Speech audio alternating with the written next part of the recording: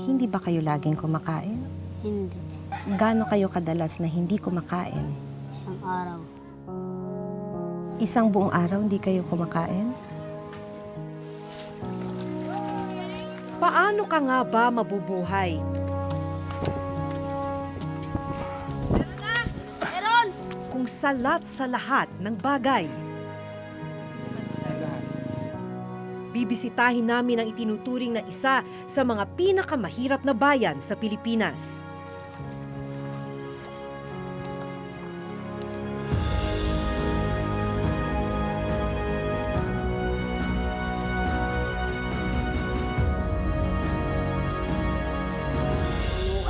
Tungod, sampag pasangyaw, sampag... Sa lugar kung saan ang mga may karamdaman, inaabutan na lang daw ng kamatayan. Ay, masakit nga po ay. Gawa lang. Kaya pa mabuhay. Pero wala naman, doktor.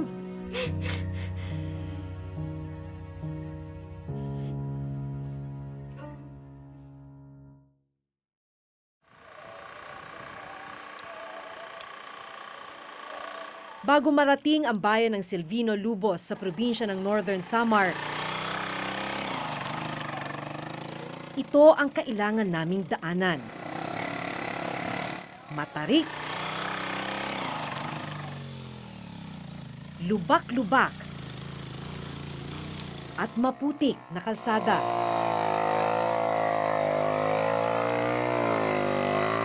Ang mga residenteng nakasabay namin, hirap na hirap sa pagtawid.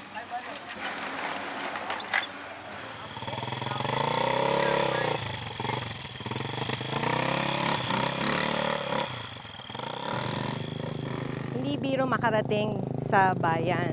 Kasi mula dun sa putol na yung highway, kailangan lakarin mo na tong rough road na to.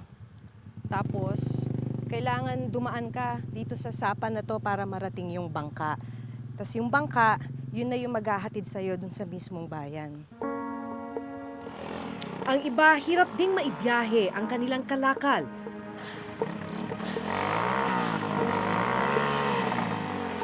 Tulad ng kopra at abaka.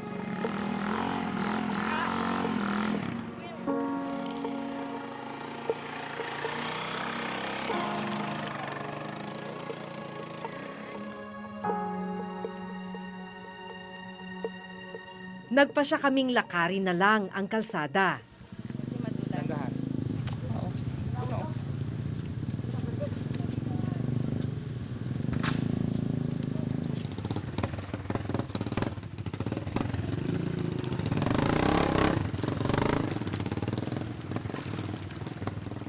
Kwento nung ilang mga residente na nakausap namin, may danger din yung paglalakad dito dahil pagka biglang umulan, biglang tumataas yung tubig tapos malakas yung current. Kaya hindi ka agad makakakilos, makakalayo. May danger nga daw na kung ikaw matrap sa ganung sitwasyon, pwede kang malunod.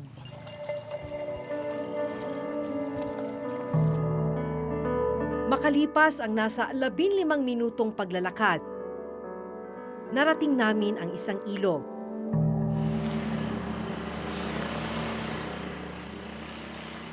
Dito sa may ilog, nakaabang na yung mga bangka na papunta sa bayan. So, kada ulo, ang singil, 50 pesos. Ganda umaga po.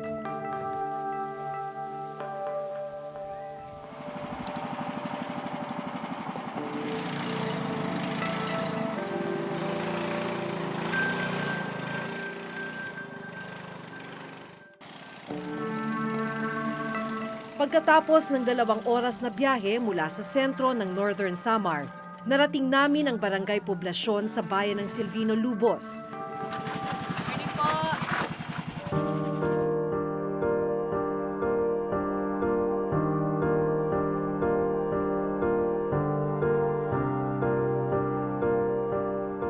Inabot ng halos 1 oras yung pagsakay natin ng bangka para makarating dito sa bayan ng Silvino Lubos.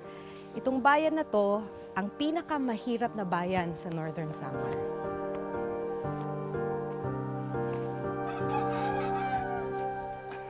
Sa may pantalan, nakilala ko ang 10 taong gulang na si Jules. kasama ang kanyang mga kaibigan. Nagbabaka sakali raw silang may darating para magpabuhat ng bagahe. Importante na may magpabuhat sa'yo. Bakit?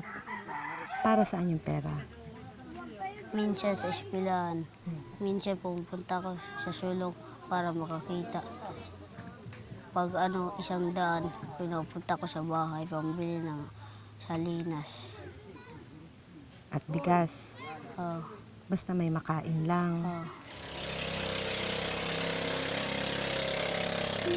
2 oras na silang naghihintay pero wala pa ring dumarating na pampasaherong bangka. Hanggang ilang saglit pa.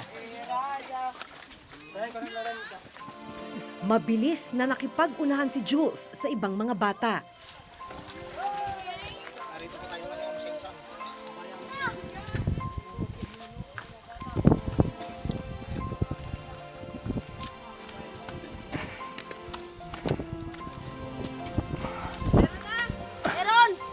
Matangilay. Masakit ang likod. Yung kamay. Yung kamay masakit. Oh. At yung dito sa liig. Tinitiis mo siya. Oo naman.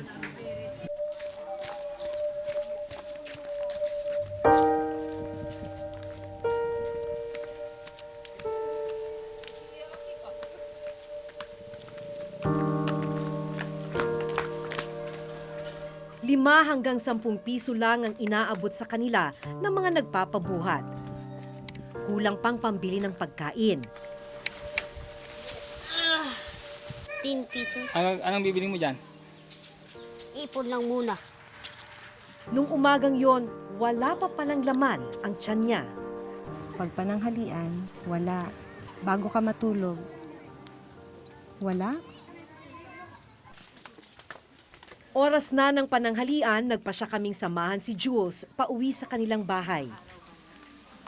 So anong ginagawa mo pagka wala ng pagkain? Ito sa bahay. Tinutulog mo na lang na gutom ka? Ito yung kuprasan namin. Ito ang koprahan? Oo. So nagkukopra ka rin? Nagbubuhat ka rin? Oo naman. Ba't hindi kayo nagkukopra ngayon? Wala pa. Pagdating sa bahay, sinalubong ako ng lolo ni Jules na si Lolo Juanito. Hindi namin inasahan ang matutuklasan namin dito. Condolences po. Ano ho nangyari dun sa apo niyo? Yung sakit, yung mata, nagkasakit. Yung naniniring yung mata. Sa uma. Ngayon, dinala na dito sa amin. Dinala dito sa bahay. Kasi doon yung mga midwife. Wala kami dyan doktor eh. Masakit nga po eh. Gawa lang. Kaya pa mabuhay. Pero wala naman doktor.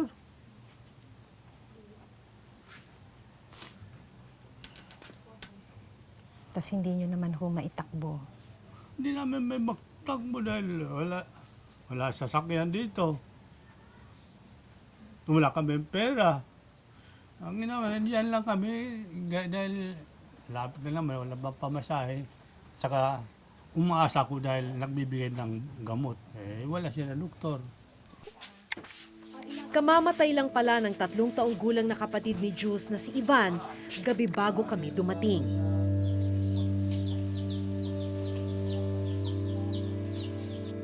Kwento ni Lolo Juanito at ng tatay ni Jules na si July, bigla na lang nahirapang huminga at nanilaw ang mga mata ni Ivan. Dinala nila ang bata sa Rural Health Unit sa bayan pero paracetamol lang ang naibigay dito. Sakit sa loob ko. Gawa na, kahit man mabuhay. Bakit namatay? 2 oras ang layo ng pinakamalapit na ospital sa kanilang bayan na kailangan pang tawirin ng bangka at habal-habal. Panghihinayang ni July, madadala na sana niya si Ivan sa ospital matapos siyang makapangutang ng 3,000 pesos na pambayad sa sasakyan at paunang bayad sa ospital. Pero hindi na ito inabutan ng bata. Pag uwi ko dito, ayun yung bata. Nakita ko iba na yung lagay niya, yung mukha niya. Sabi ko, sige, mangutang ako. Pumunta ko doon sa sa Barangay 1. nakautang ko ng, ng 3,000. Pambayad ko sana yung kupra. Tapos nakahiram ako ng motor. Sabi ko sa asawa ko, magbihis ka, alis tayo. Nung nagbibihis siya, nakita ko yung bata, gumanon. Binuhat ko agad, pinarga ko. Wala. Hanggang wala na. Inano ko siya, mouth-to-mouth recitation. Pinam ko yung dito, tapos mouth-to-mouth kami. Wala pa rin. Sabi ko, wala na.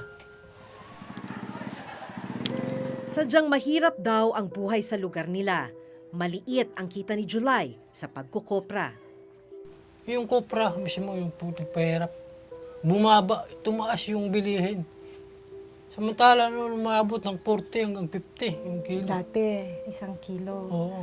Ngayon, magkano na ang bili? Ngayon dito na lang, 19. 19. Oo. Ibabiyahe nyo pa po yun. May biyahe pa, may bayad pa, bawat pagkarga, 50. Yung sasakyan, 50. 100 na bawat sako. So kayo po ba nararamdaman ninyo na pahirap ng pahirap yung buhay? Oo, pahirap ng pahirap talaga.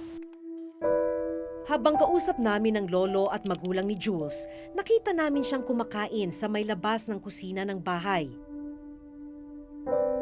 3:00 ng hapon, ang unang kain niya ng araw na yon. Hindi ba kayo laging kumakain? Hindi. Gaano kayo kadalas na hindi kumakain? Isang araw. Isang buong araw hindi kayo kumakain? Walang kain? Wala.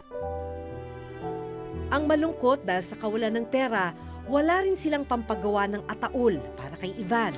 Pagdayigon ang Santos nga Trinidad nga usa lang nga Kaya binalot na lang sa kumot ang bata.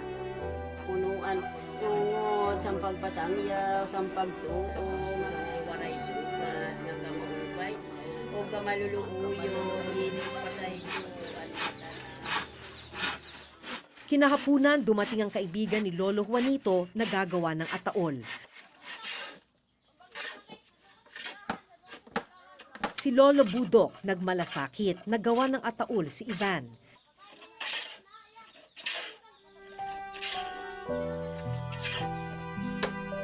Kinagabihan, nalaman naming wala rin palang kuryente sa lugar. Kahit madilim, nagpatuloy si Lolo Budok sa pagpapanday ng ataol.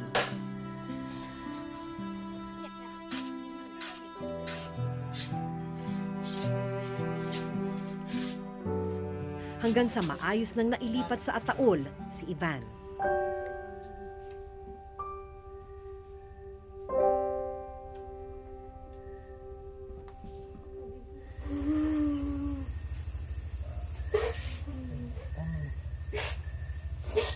Tama na.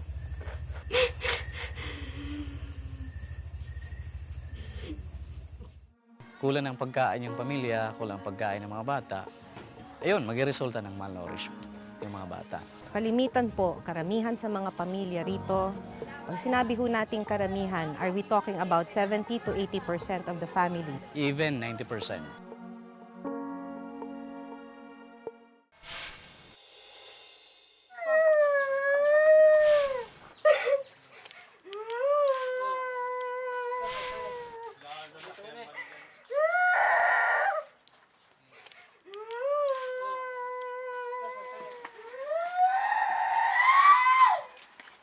Dahil hindi na embalsamo, kinailangang ilibing kaagad ang bata kinabukasan.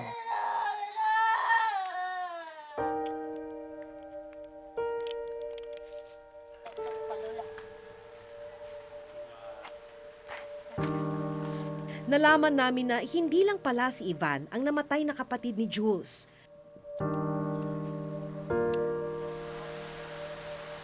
Noong 2003, namatay din ang nooy 3 buwang gulang niyang kapatid sa hindi na lamang dahilan.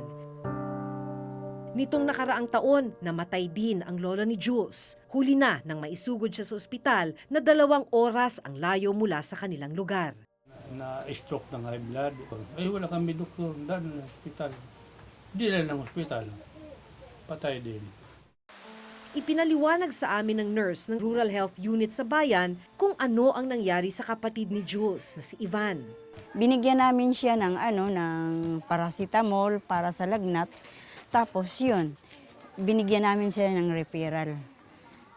Nag-instruct yung midwife sa kanya na dalhin ka agad dahil hindi ka maganda yung sitwasyon ng bata. Dalhin doon sa Katarman, sa NSPH. Dinadala naman kasi dito sa amin. Malala na yung sitwasyon ng mga pasyente. Kaya paano na namin masisave yun kung malapit na siya talaga bumigay. Sinamahan namin si Jules at dalawa niyang kaibigang sina Lance at Vincent sa Rural Health Unit. Pinaka-stunted po sa kanila ay Si Jules at saka si Lance. Itong dalawa. Kulang ng pagkain yung pamilya, kulang ng pagkain ng mga bata. Ayun, magresulta ng malnourished yung mga bata.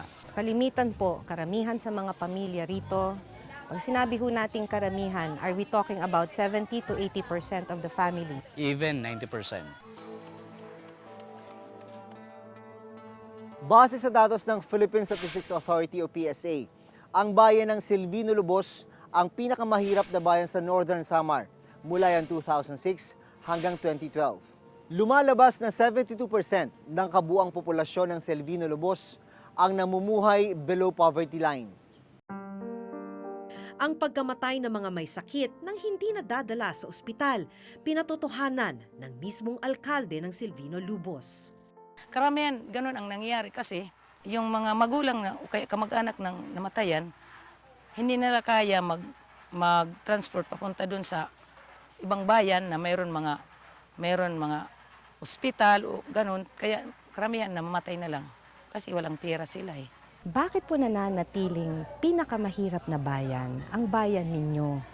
Karamihan ng mga tao dito magsasaka lang. Tapos kung meron sila mga produkto na ibibenta nila doon sa Katarman o ganun, mahirap mag-transport ng kanilang mga produkto.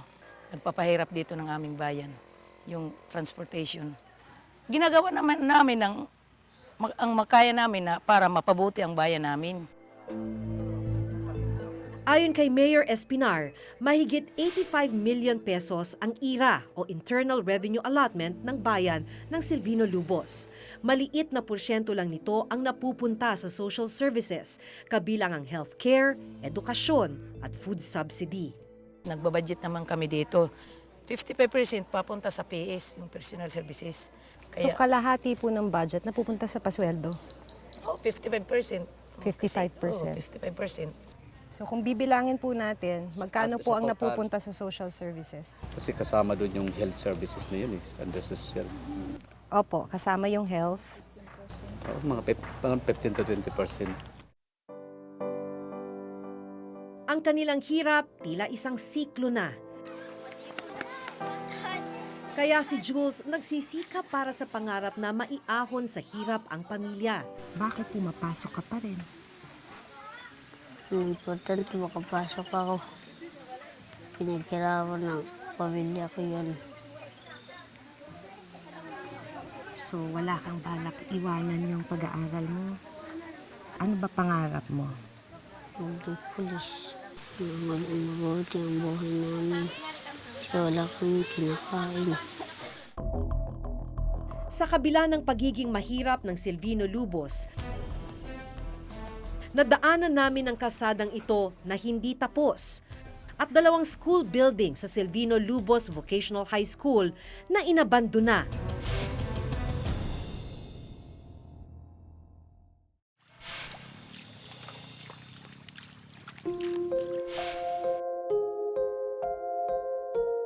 Ay, masakit nga po eh. Gawa lang.